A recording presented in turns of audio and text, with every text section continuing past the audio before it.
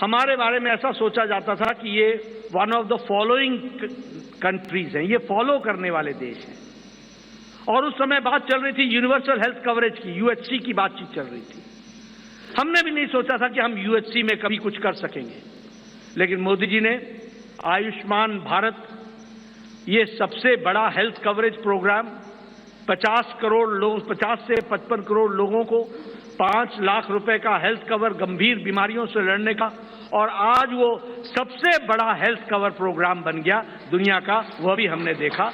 और उसके अगली बार जब मैं वर्ल्ड हेल्थ असेंबली में गया तो सब ने कहा please tell us something about Ayushman Bharat. तो ये एक हमने दुनिया के चित्र पर भी देखा कि कैसे भारत को आगे बढ़ाया गया है, बढ़ा है मोदी जी के नेतृत्व में।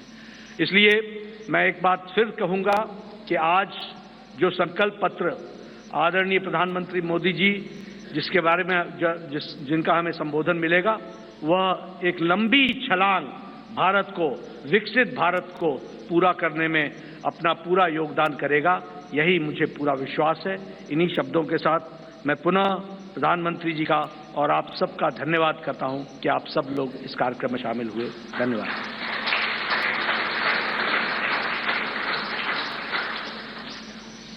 धन्यवाद अध्यक्ष जी। संकल्प पत्र की समिति के अध्यक्ष देश के रक्षा मंत्री आदरणीय राजनाथ सिंह जी को मैं आमंत्रित करता हूं।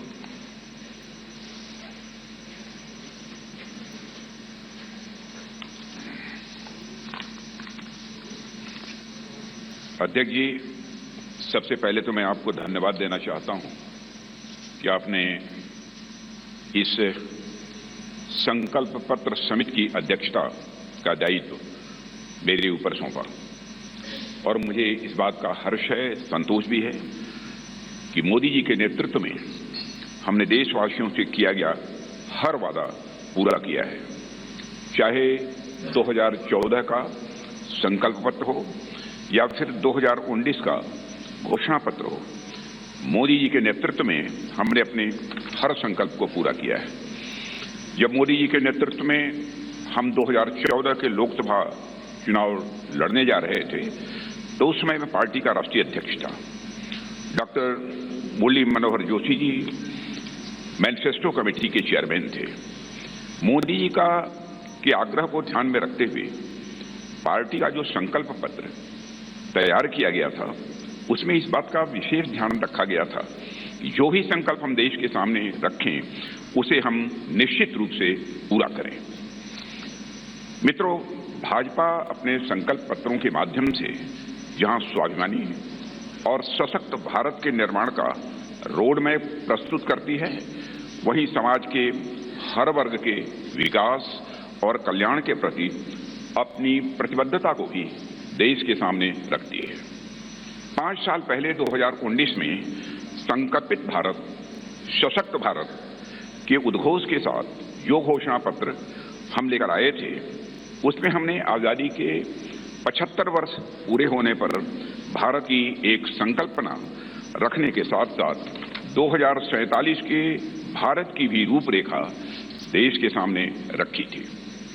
उसी भावना के अनुरूप ही हमने 5 साल के संकल्प लिए थे, और मुझे ये कहते हुए साथियों प्रसन्नता है कि साल 2019 में भारत के विकास एवं जन कल्याण के लिए जो भी संकल्प हमने लिए, आज 2024 तक उन सब को पूरा करने में हमने कामयाबी हासिल की है।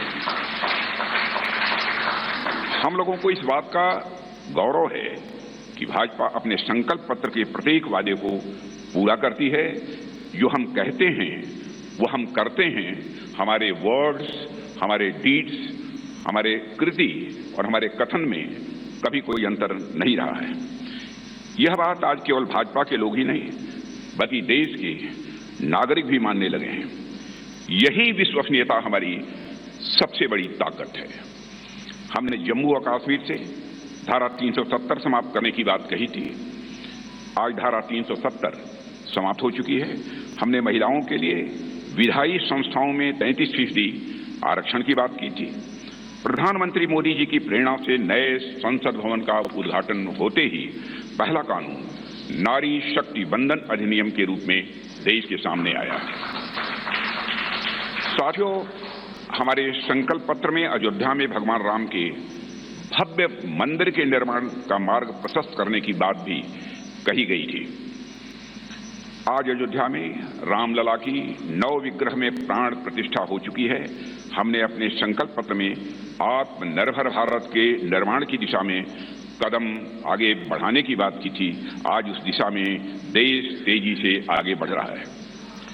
साथियों, हमने इंक्लूसिव ग्रोथ, समावेशी विकास की बात की थी और गरीब कल्याण के प्रति अपनी प्रतिबद्धता भी व्यक्त की थी। प्रधानमंत्री मोदी जी की गरीब कल्याण के प्रति संवेदनशीलता का इससे बड़ा उदाहरण और क्या हो सकता है कि देश के 80 करोड़ से अधिक जरूरतमंद व्यक्तियों को प्रधानमंत्री गरीब कल्याण अन्न योजना के तहत 2020 से लगातार मुफ्त राशन दिया जा रहा है और मोदी जी ने इस योजना को 2029 तक चलाने का संकल्प भी व्यक्त किया है। साथियों, प्रधानमंत्री मोदी जी के नेतृत्व में हमने पिछले 5 वर्षों में संकल्पित भारत, सशक्त भारत के संकल्प को पूरा करने पर सफलतापूर्वक काम किया है। अब हम भारत के 140 करोड़ नागरिकों के सामने अपना नया संकल्प पत्र प्रस्तुत करने जा रहे हैं। भारतीय जनता पार्टी के जिस संकल्प पत्र को आज हम जनता के सामने प्रस्तुत कर रहे हैं, उसे तैयार करने में बड़ी एक्सटेंसिव और कम्प्रिहेंसिव एक्सरसाइज भी की गई है। संकल्प पत्र समिति के पास 3 माध्यमों से सुझाव आए। पहला, रथ के माध्यम से सुझाव हमारे पास आए।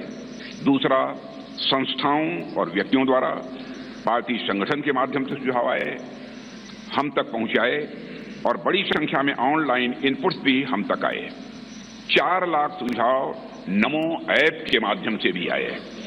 करीब 10 लाख सुझाव वीडियो के माध्यम से आए हैं।